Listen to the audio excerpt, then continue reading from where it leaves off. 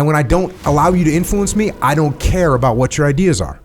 And you know, when I need something, you're going to give it to me. So, that being said, I got to add something else into the mix, which is probably the preeminent piece of a relationship. It probably trumps everything that I just said. And that is Dave. Let's debrief. What do we got going on?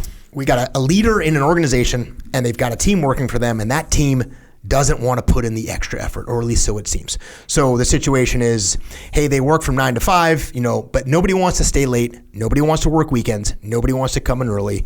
Those things aren't happening. They're not engaged. It's a version of a question that we get almost all the time, which is, how can I get my people to take more ownership? The reason I thought this was an important one is something that you talked about, and I'm thinking of all the different stories we say is, can they make the connection? Can they make the connection between the things that they are doing to make the team successful, to make the company successful, to make the client successful, and their life being better? Their life being better for them. And that's the concept of giving ownership, is I feel like this is my best interest because I get to share in the benefit of feeling like I have ownership in this company. So Dave is a little bit selfish, ultimately. Because when I call you at 4 o'clock and I say, hey, Dave, I know you're planning to head up to the mountains this weekend with your family, but I got a client, they want to meet for dinner tonight. Can you come down? Because they're aviation company and you're the guy and they really want to meet you. Can you come down? And what you just said is, which is true. You go, well, yep, I want to go down. I'll be down there, because you know that when you go down there and you help Echelon Front, and Echelon Front does better, and Echelon Front gets another client, you know that Dave Burke is going to have more job stability. Dave Burke is going to make some money directly from that client. Dave Burke's family is going to be more stable and secure. Dave Burke's going to build some relationships with some more people in this company. That's going to open up more opportunities. So it's an interesting dynamic. And we used to have that expression in the military of what's in it for me. Remember that? Totally. And you'd want to explain to guys what's in it for you. So it's sort of one of those situations, and you're right, this is in leadership strategy and tactics, right? This is what I call the thread of why. And how does the thread of why, hey, if I call up Dave and say, hey, Dave, you're on a salary, you're getting paid no matter what, and I call you up and say, hey, Dave, can you come down to San Diego tonight and go to dinner with these people? But he's planning to go skiing, or he's planning to go to the mountains, or he's planning to go whatever, camping.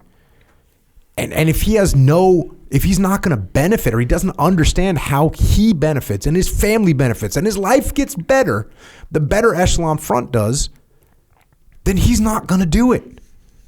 So what we need, ultimately what we're talking about, is unified strategic goals. We are both trying to go in the same direction. When Echelon Front wins, well, Dave Burke wins. Dave Burke's family wins. That's what happens. So you're in the military now.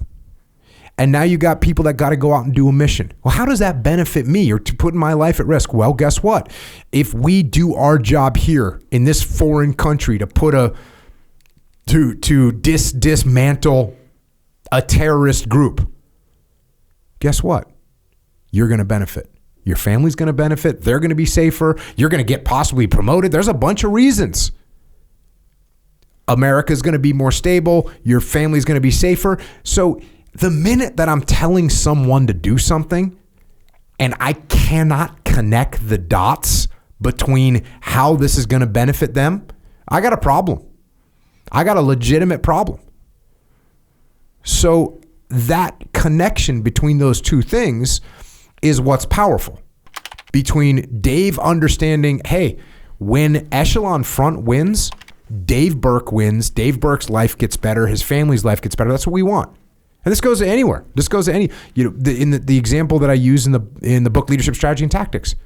The CEO got up and made a big speech about we're profitable. We paid a bunch of money to the shareholders. None of that mattered to the workers. They're all like, hey, we didn't get any money we didn't get any dividend check. But what they didn't understand is that they had job stability. What they didn't understand is that there would be expansion. What they didn't understand is as they grew, there would be more opportunities for every single one of those workers. And once they saw that, they realized, oh, I should go harder. I should do more. So yeah. Yeah, and you talked about that financial one, and that one actually I think sometimes can be the easiest one to pinpoint, is if that is the motivation. But what Dave Burke is actually doing, I've got plans for my family. I've got dreams. I got visions. I want my kids to be able to go to a good school. I want to be able to take a nice vacation with my wife. I have goals and strategic things that I want to accomplish for my family. It doesn't necessarily mean I get an extra amount, deposit in my paycheck. It might be, this is what's best for the company, because over time, that's going to be what's best for me. I can make the connection between all the reasons how the company wins and draw a direct link to my life getting better. And if I can draw that link all the way back down to that, it makes it so much easier. All good. All viable points, Dave Burke. Go on. All viable points. When I was on Andrew Huberman's podcast a little while ago, and we were talking about teams, and I said, hey, Andrew, if you have a team of 10 people and you all get along great and love each other and support each other, and I have a team of 10 people and we don't get along and we don't like each other, we don't have relationships, who's going to win? He's like, yeah, obviously the team that cares about each other, the team that takes care of each other wins. Which means we need to have good relationships inside of our team. Which, if you've been on the Academy calls for the last 2 years, what we've been talking about is, if we have a relationship, that means we trust each other, that means we listen to each other, that means we respect each other, and that means we are able to influence each other. That's what a relationship is. So Dave and I have a relationship, and that means we trust each other, that means we listen to each other, that means we influence each other, that means we treat each other with respect. And you can take any one of those and turn them off, and we got a bad deal, right? So if we don't trust each other, we don't really have a relationship. If we don't respect each other, we don't really have a relationship. So that being said, I got to add something else into the mix, which is probably the preeminent piece of a relationship. It possibly trumps everything that I just said. And that is when you know someone cares about you. When you know and I've taken this expression that we had in the SEAL teams, which we would talk about our gear. We'd say, take care of your gear will take care of you, which means if you take care of your parachute, and when you get done jumping it, you clean it, you make sure it's squared away, and you pack it correctly, it's going to work for you. Your dive rig, you take care of that thing, you clean it when it's not being used, you keep it in a cool, dry place so it doesn't get mold, like all those things. You take care of your gear will take care of you. Well, guess what? If you take care of your people will take care of you. When I had Mook, General James Mukayama, on the podcast, he talked about one of his premier elements of leadership was caring for your people. Who was his favorite leader? Colonel David Hackworth. Colonel David Hackworth, who is like known as a hard ass. And yet, Mook and everyone else knew that David Hackworth cared about them. That's what they knew. So, if we were to break it down, Dave, if I called you at 5 o'clock or 4 o'clock and said, hey man, this client, their aviation company, I know you're planning to head to the mountains with your family. Can you come down here? Look, sure, you have ownership and all those other things, but if you were just Dave Burke and you didn't work at Echelon Front, but we were just friends and we had been through stuff together and you knew I cared about you and I called you up and said, hey man, I got this client. I know you don't do this kind of thing and you're just flying for the airlines now or whatever, but they'd really like to meet you. Can you come down here? If you're not running your organization in a way that people recognize, oh, look, I know we want to make money, but you can see Jocko's actually concerned about where I am in 3 years. Jocko's concerned about making sure my family is good to go. Jocko's concerned, like if you care about your people, they're going to take care of you. Now, part of this is leadership capital too. right? How many times, I mean, Dave, you got, like, I call you the next weekend, I call you the weekend after that, I call you the weekend after that. By the way, I call you a Thursday night, and then you're going on a date with your wife, and I call you up. All of a sudden, I'm burning my leadership capital. And what I'm actually displaying, there's like an equivalency here. What I'm actually displaying is that I don't care about you. Look, I don't care that you're going to the weekend. I don't care that you're going to the mountains. No, you need to come and work with me. I don't care that you're going on a date with your wife. You need to come and help me out. All of a sudden, I'm displaying through my actions, and there's like an equivalency between leadership capital and how much I care about you. Because if I care about you, bro, dude, look, you're going on a date with your wife. Don't worry about it, man. Don't come down. Seriously, like, free. I'm not even going to dinner. Because I'm not going to do this because I don't want you to come down. I want you to go be with your wife tonight. You had this date planned. I want you to go to the mountains with your family. That's more important. When I care about you, when I invest and I up the bank account of how much I care about you, then I've got some capital in there. And when I need something, you're going to give it to me.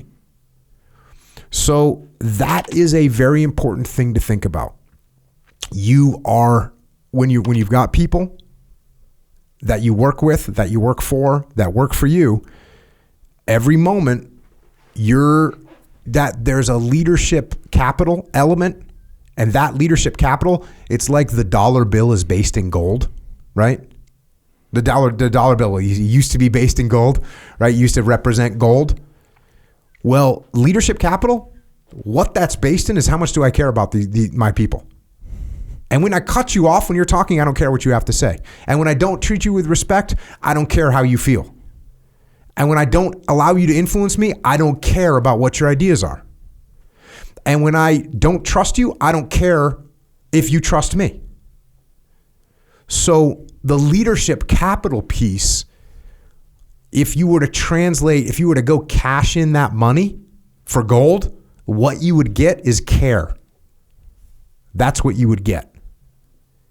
And so when you got people that aren't on board, that don't want to work, that want to skip things, they haven't seen how much you care about them. And if they haven't seen how much you care about them, it's going to be hard for them to care about you. So start investing in that bank. But by the way, your whole approach to this thing, the whole approach here, how can I get more out of them? How can I get more out of them? How can I get them to work harder? Wait a second. Let's do the same thing we do with trust, listen, respect, and influence. Because if I want you to trust me, I'm going to trust you. If I want you to treat me with respect, I'm going to treat you with respect. If I want you to care about this job, I need to show that I care about you. We want people to, this is going back to your original question, stay late, work weekends, come in early. Okay? So if I want you to stay late, guess what I should be actually doing as often as I can? Getting you out of here early. Yep. If I want you to work weekends as often as I can, if I want to prove to you, look, I care about you, I'm like, hey, Dave, you know what? Tomorrow morning, Friday morning, I actually have got everything under wraps. You don't even need to show up. Yeah. You can just stay home. Like, don't come in. Hey, Dave, I know you got your son's wrestling tournament tomorrow night, and it's going to be a late night because you got to drive back from out of state. Don't come in the morning. Get some sleep. You need some rest. It's all good. What does each one of those things mean? Each one of those things means I actually care about you. Yeah. So I'm taking the things that you're demanding, stay late, work weekends, come in early. These are just flip those upside down. And I want you, because now, look, Dave, Dave didn't come in on last Friday. 2 Thursdays ago, he came in late in the morning because he had that wrestling tournament. I gave him the Friday off. So we're doing all these things. Now Dave knows I care about him. He knows I care about his family. And now when I call him up and say, hey, Dave, I just got a tasking from that client. I need help. And it's now. And I know it's Friday afternoon. You're driving home. Can you either turn around right now, or can you meet me at 6 o'clock tomorrow morning? Can you? I'm all day long. Yeah, no factor. No factor. So if you want people to take care of you, take care of them. If you want to dig deeper in this stuff, check out the Extreme Ownership Academy, extremeownership.com. We have a bunch of courses on that. We got 2 free courses right now. One by Dave and me, one by Jamie and me. Dave and I, you talk about the framework of extreme ownership and how how to utilize it pragmatically. There's some protocols you can follow that'll help you. And then Jamie and I talk about the obstacles to extreme ownership, of which there are many. We got some other courses on there. We got a bunch of, well, actually, we have a ton of courses that you can sign up and take to learn leadership. Most important skill there is, because you can't do anything by yourself. You can't. We can't do anything worth doing by yourself. So you're going to need a team. You're going to need part of a team. And that's why we teach leadership. Because if you're part of a team, no matter where you are on that team, you're a leader. So check that out, extremeownership.com. If you want help inside your organization, go to echelonfront.com. We have a leadership consultancy. That's what we do there. Also a bunch of books about leadership, extreme ownership, dichotomy of leadership, leadership strategy and tactics. Check those out. Now go lead.